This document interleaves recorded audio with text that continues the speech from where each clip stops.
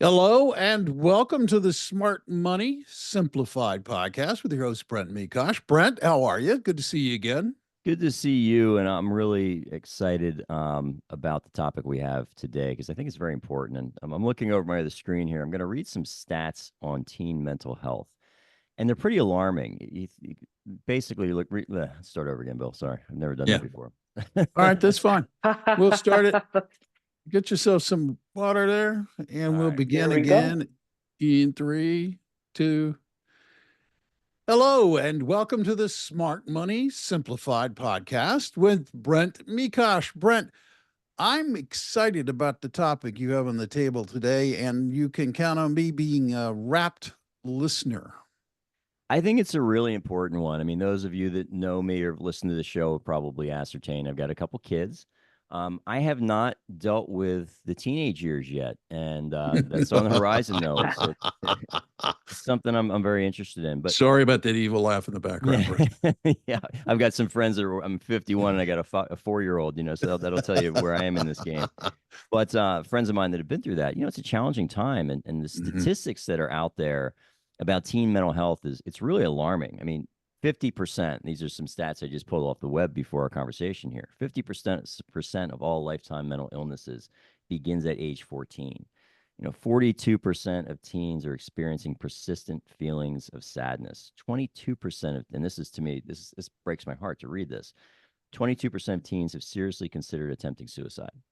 And these numbers they're all going in the wrong direction. And so we've got a group of kids that are more anxious, more depressed, in worse mental health, probably maybe than any other generation before. And you can Well, correlate that with the fact you got a lot of exhausted parents. You got parents that are totally wiped out because mhm. there's many, my household included, you're two income households. You're both out there working, you're doing your thing, you're All right. trying to raise your kids successfully. And I truly believe this in the core of my being. It's the most important thing you can do is raise productive, self-sufficient kids. And I think many of us are at a loss on how to do that. So I've got an awesome guest that I think we're going to talk about a lot of these issues, maybe try to get to the bottom of what some of the causes of these things are. But I have Dr. Andrea Mata, and she is the author of a book, the parenting book, Practical Tips for the Pooped Out Parent. She's also a clinical child psychologist and the founder of BrightSpot Families. And she also goes by the name Dr. Dre, which I think is really cool.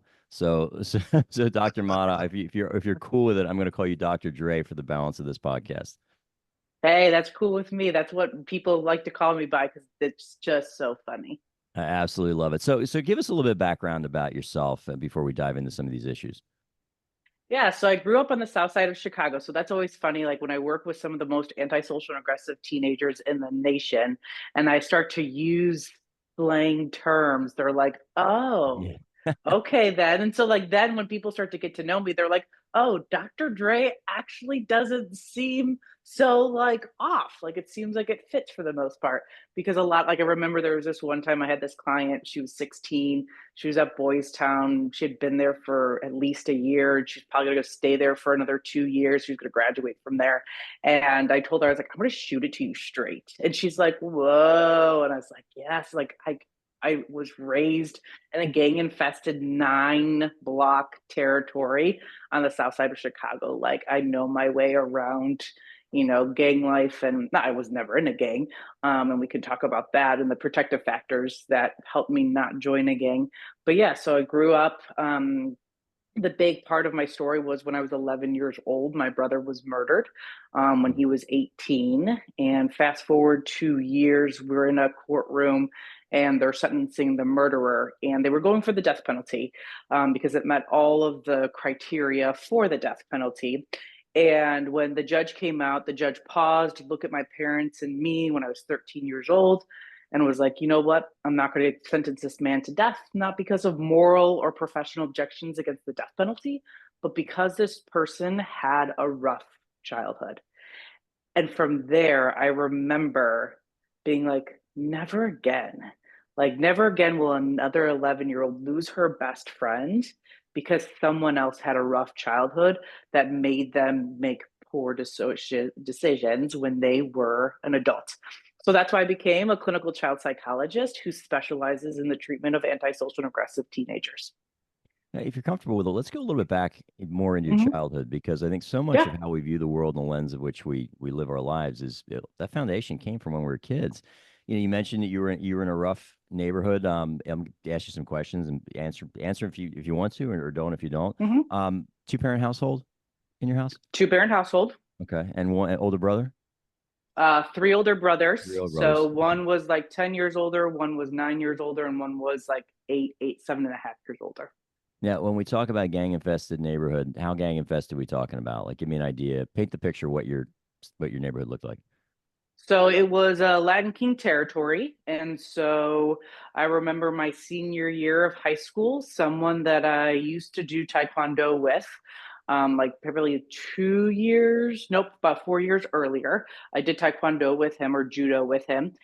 He actually shot a guy about a block and a half from my house because that person was wearing baby blue. So pretty gang infested. I watched a lot of like the people that I grew up with turn to that gang, like the person who provided that person that I did judo with the gun. I actually grew, he was a year older than me, was the same name as my brother who was actually murdered. um, and so I remember knowing him and being raised with him and like having conversations with him. But then somewhere along the way, because he did not have the protective factors that I had, he ended up joining the Latin Kings. Now, you mentioned that twice, that you had protective factors around you that kept you out of some of the more challenging issues for sure in your neighborhood. What was that? What was it that saved you? So my dad was an immigrant from Mexico. So he immigrated here when he was 22 years old, and he met my mom. He actually lived next door, so she was the girl next door. They fell in love, got married. They actually lived a block from where they met, same neighborhood. And my dad's work ethic, he always used to tell us like nothing will ever be handed to you. You have to work for everything.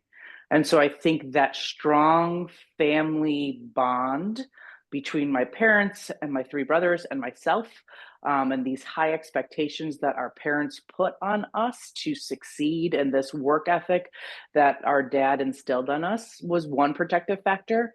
I think the other protective factor was I was a three-sport athlete. So I was playing travel softball since I was 8 years old.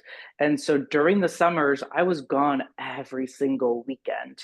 Right. And sports, playing volleyball, basketball, and softball, like doesn't mesh well with gang life. And so the gangs stayed away from me because they knew that there was no way in hell I was going to join the Latin Kings. How about your brothers? Was it a similar situation with them? Yeah, same situation with my brother. The interesting piece about my brother was he had graduated.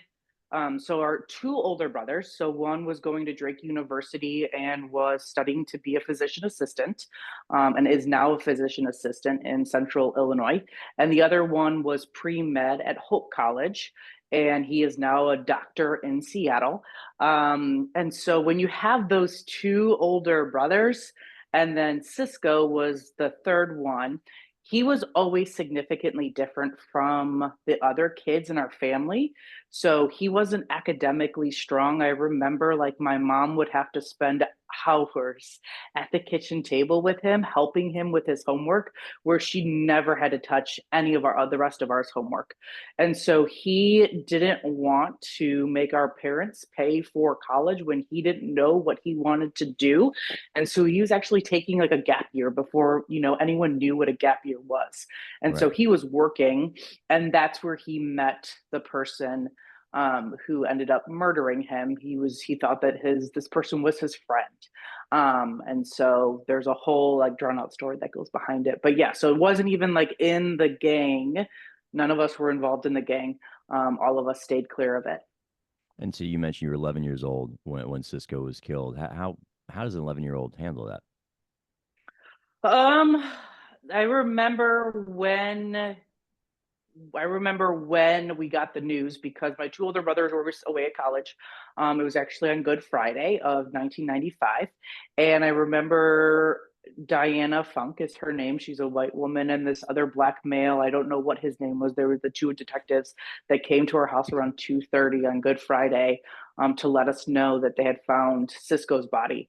And I remember the only thing I remember doing was I just ran. And I ran down the street to, there's this really sweet older couple. They were called the Geralds.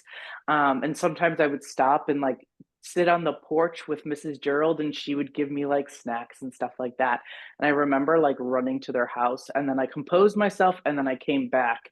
And the rest of the weekend is just a whirlwind.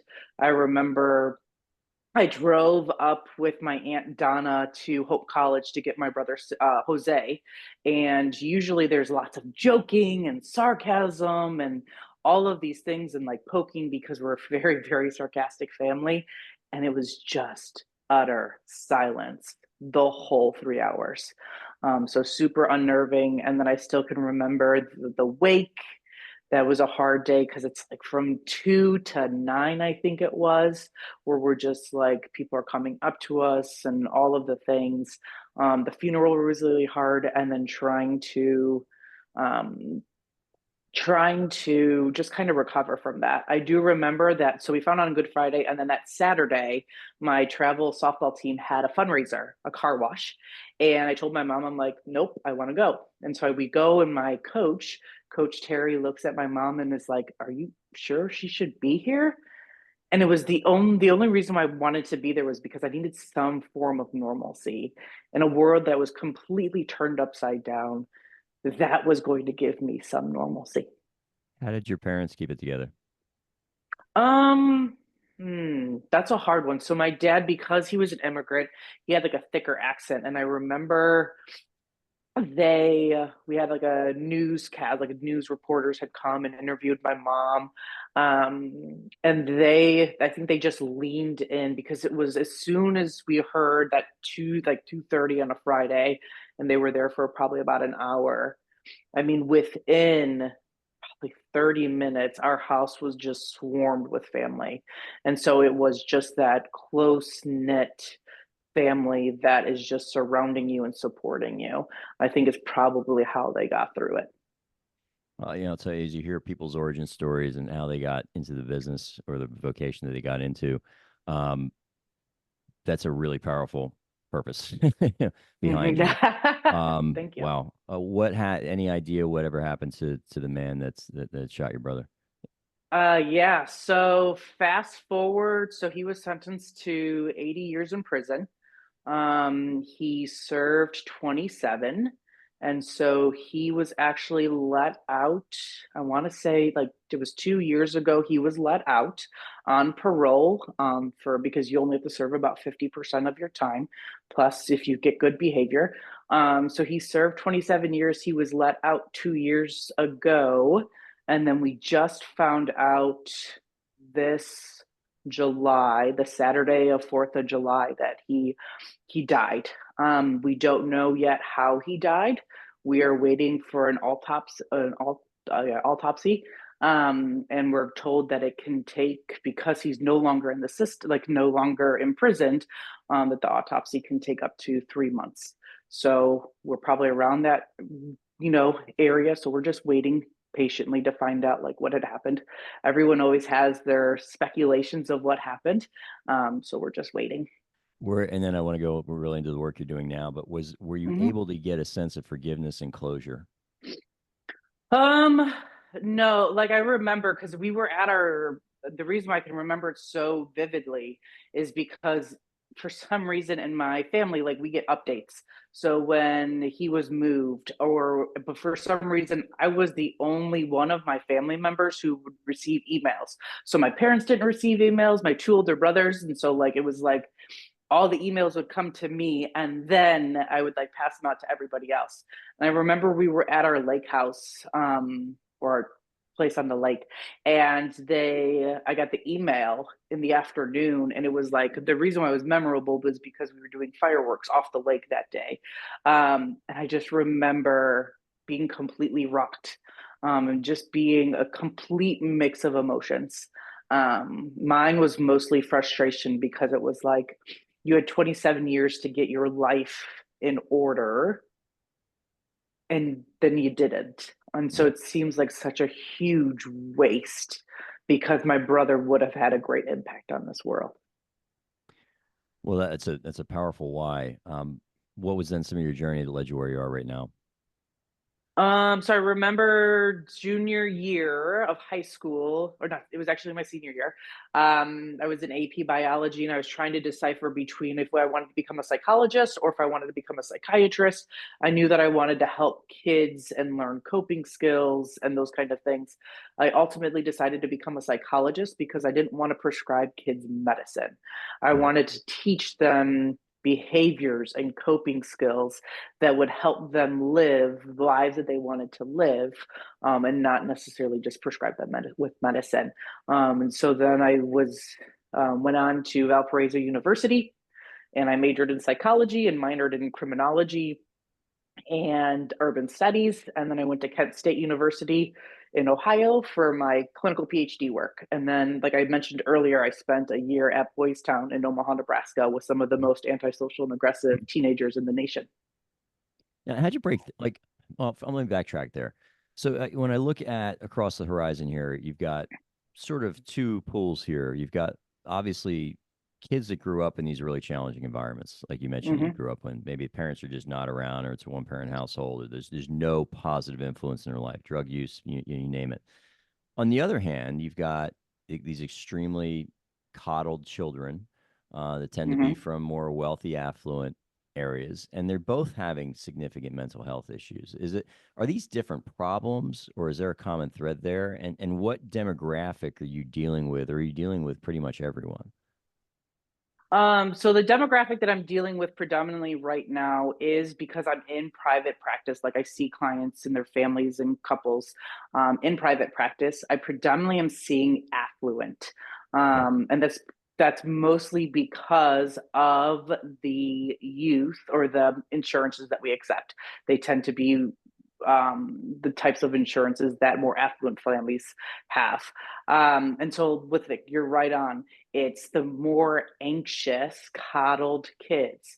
I remember I told parents recently of a teenage boy, I'm like, he has absolutely no adaptability and he cannot problem solve. And I'm like, they're like, what do you mean he can't problem solve and he's not adaptable? I'm like, I gave him a problem and I walked him through the steps to problem solve, and he could not come up with like a list of possible solutions. He like came up with one and then he just was stuck on that one and couldn't think of other options. And they're like, well, what do you want us to do? And I'm like, well, start putting him into situations where he has to solve problems.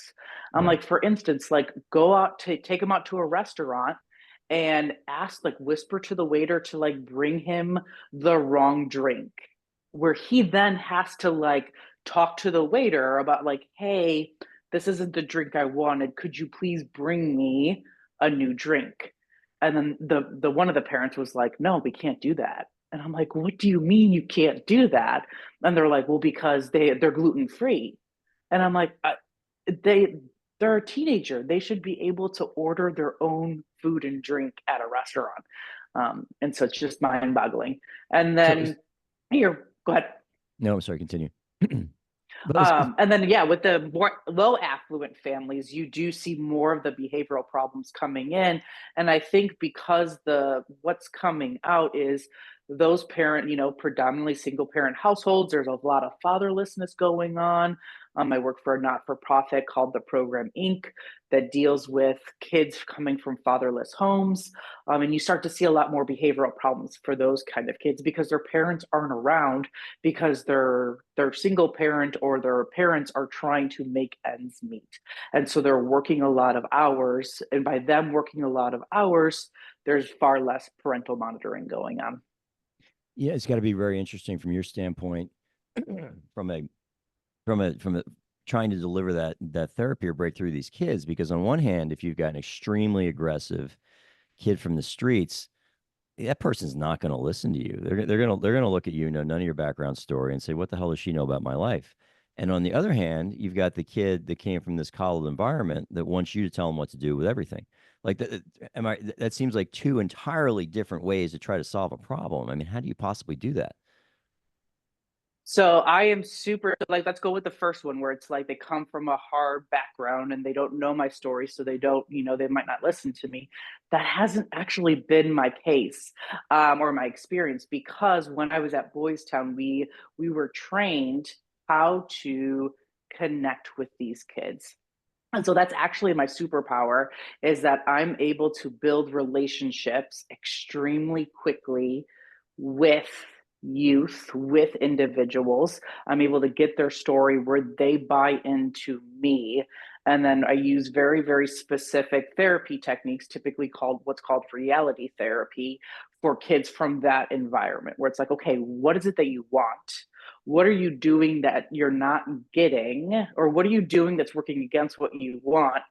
All right, well, let's figure out how to do things to move you closer to getting what you want out of life. And they're receptive to that because I would think Oh, yeah. there's a degree of mistrust and anger toward the world that it would just take a long time to break through that. It does. It really depends on how you come across it. It's like as soon as you can find what their how we were it was described at Boys Town was like their story, and it's usually like 1 to 2 sentences that sums them up. And if you can like sit back and you can articulate to them and reflect what their story is to them and convey that you get it, they're bought in. Yeah. Now let's transition back to our coddled child. Mm-hmm. Is this?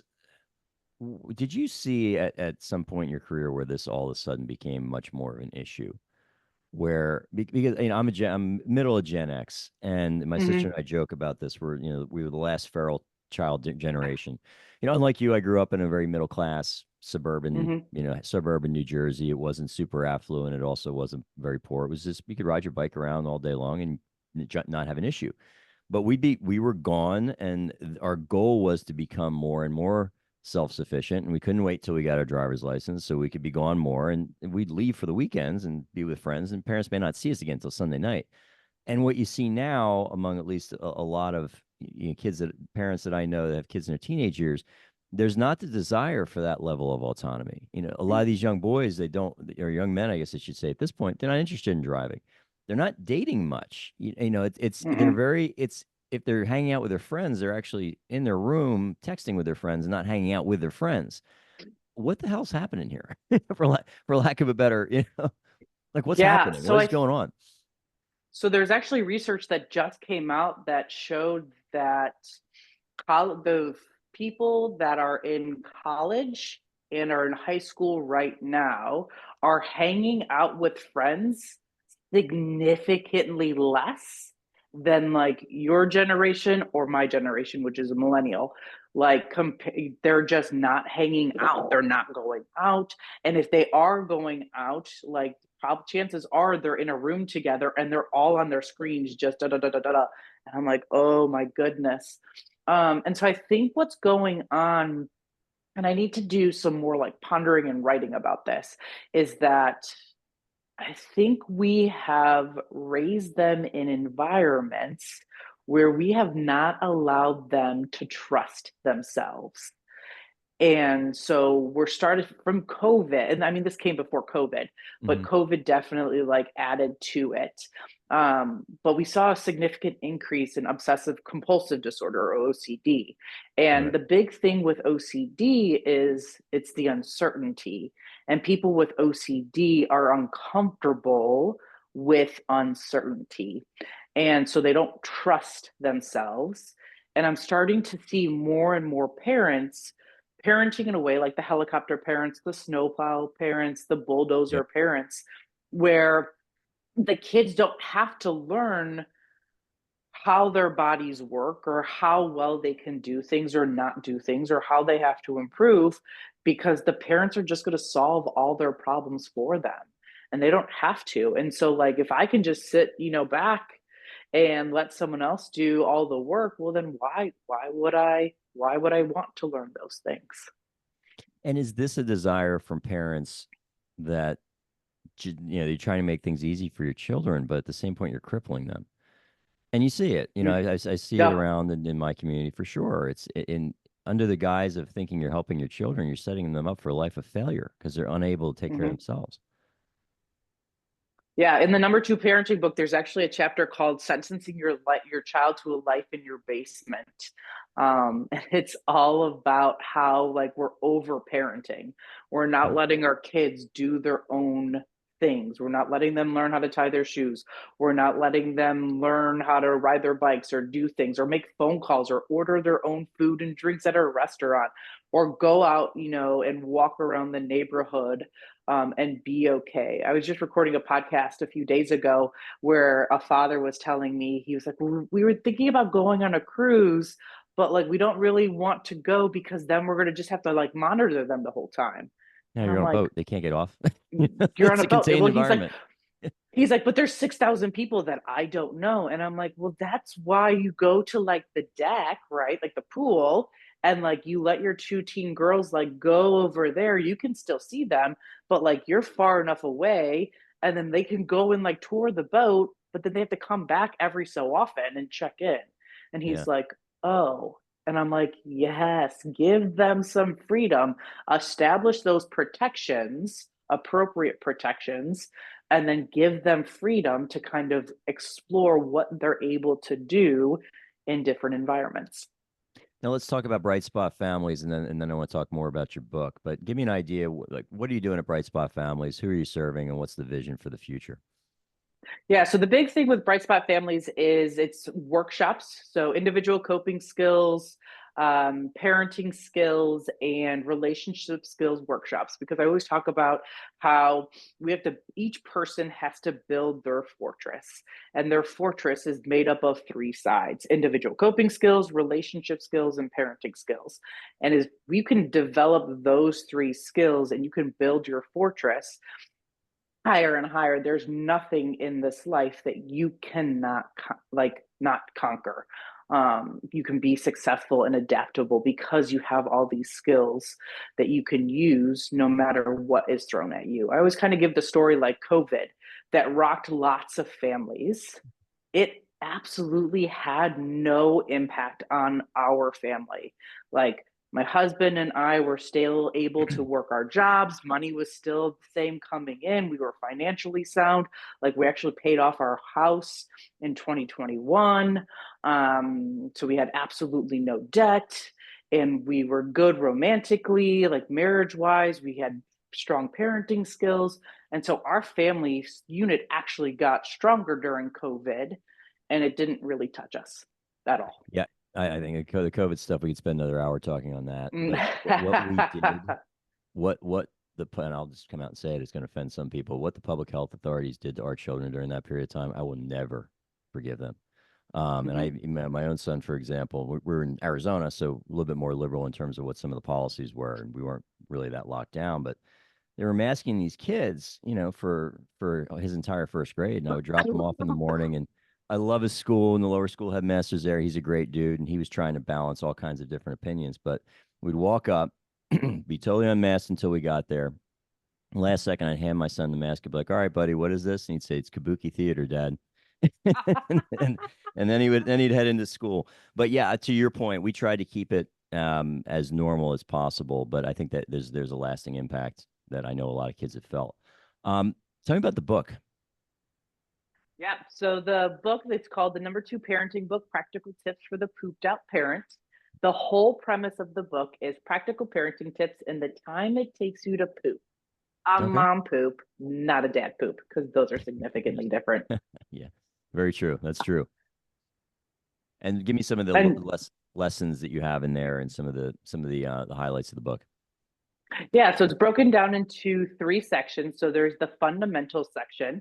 So the 6 to 9, I can't remember exactly how I broke them up. Parenting techniques or skills that every single parent should be doing, regardless if you learn nothing else. Like these are like the top ones. So one of the biggest ones is consistency. So like being consistent.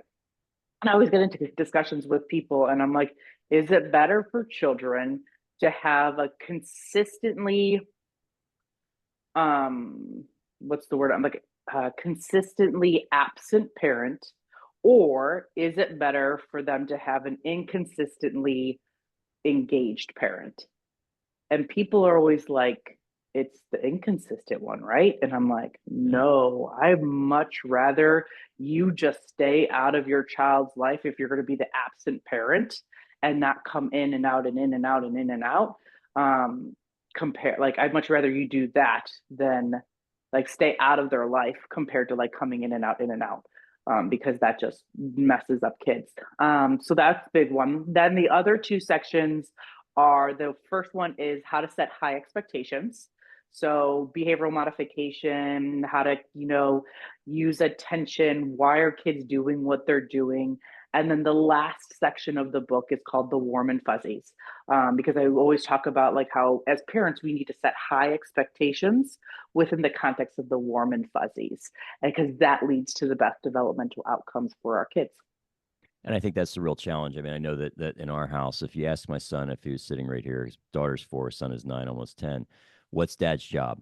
And he would say, first thing he'd say, keep me safe. I'd say, okay, second thing, Mm-hmm. teach me to be a man. And part of teaching him to be a man is the fact he's got to be self-sufficient. And Mm-hmm. I said this to me, and my own dad was somehow able to balance this, and he's 85 and fortunately still sharp as a tack and with us.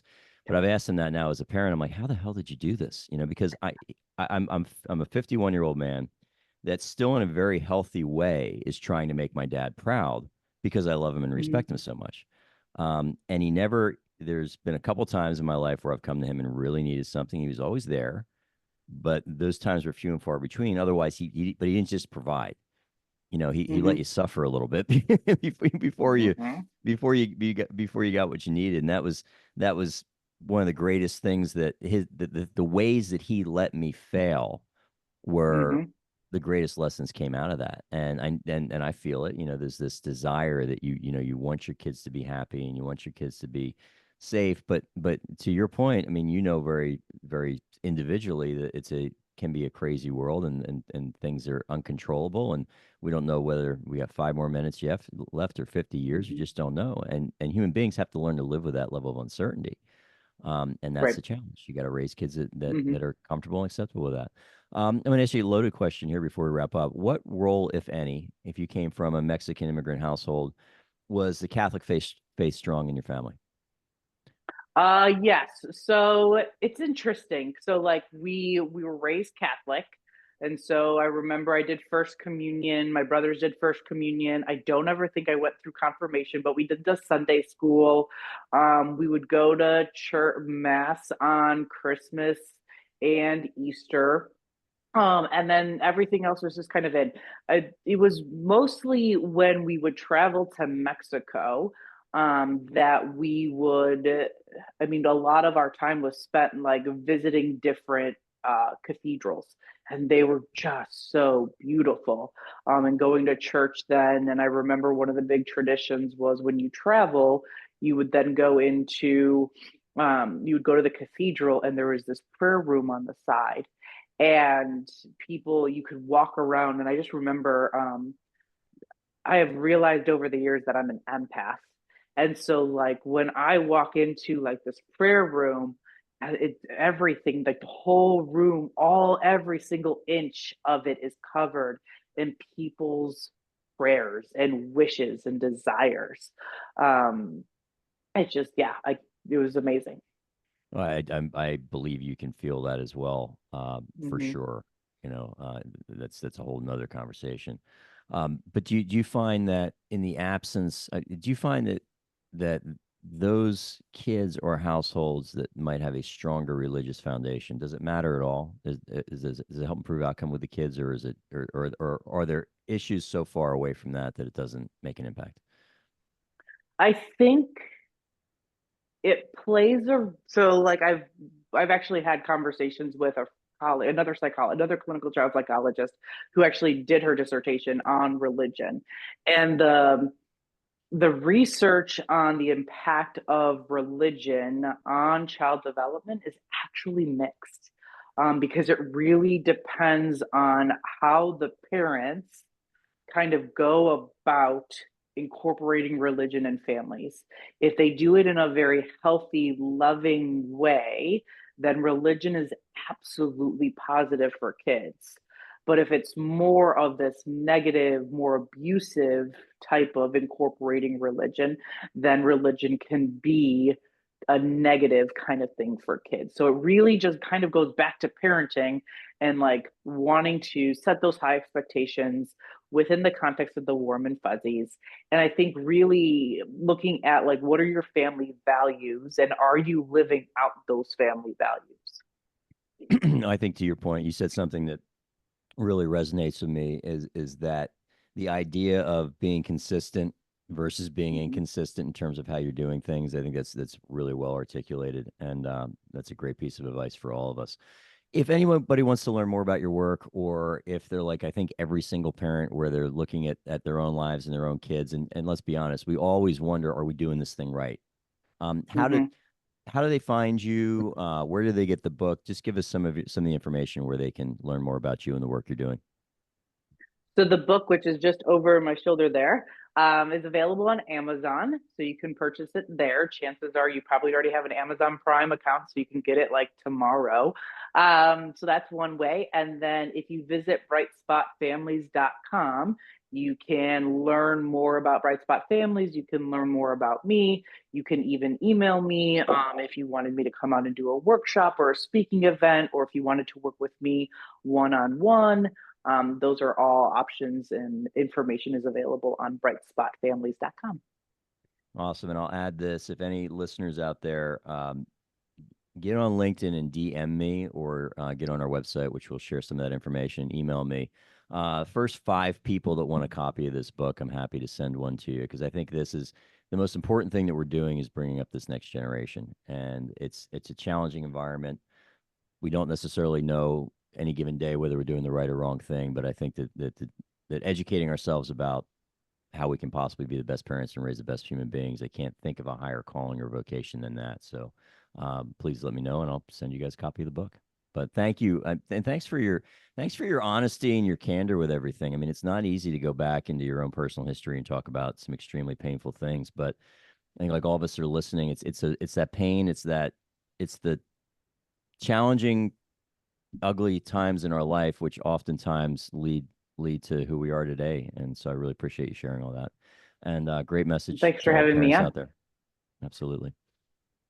Yeah, that was a terrific conversation, and I really enjoyed sitting here listening to all of it. I just have to add a personal endorsement, if you will, Dr. Mm-hmm. Dre. One, I like it that you keep it to a mom poop instead of a dad poop, because that, God knows, there's enough room in there for a philosophical dissertation. So that's a good thing, and I appreciate it. But now I'm going to be really unfair, and I'm going to ask you a question you can't answer, I suspect, because this is a national issue. This is I see it everywhere, and we see it in our, my wife is involved with some mental health issues. We have a problem.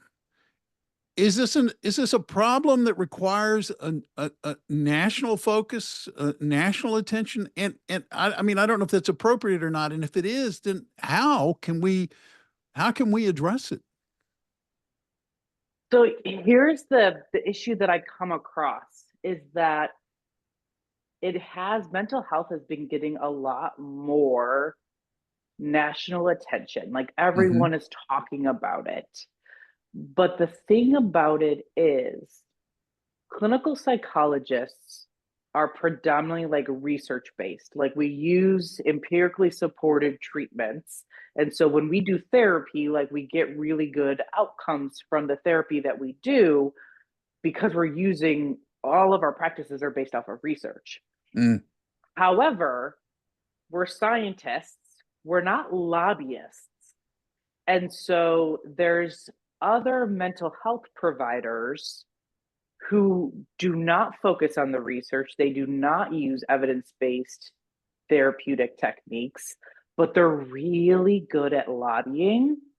Mm. And they start to, when there's like the mental health focus, they start to lobby and advocate for techniques that actually don't work.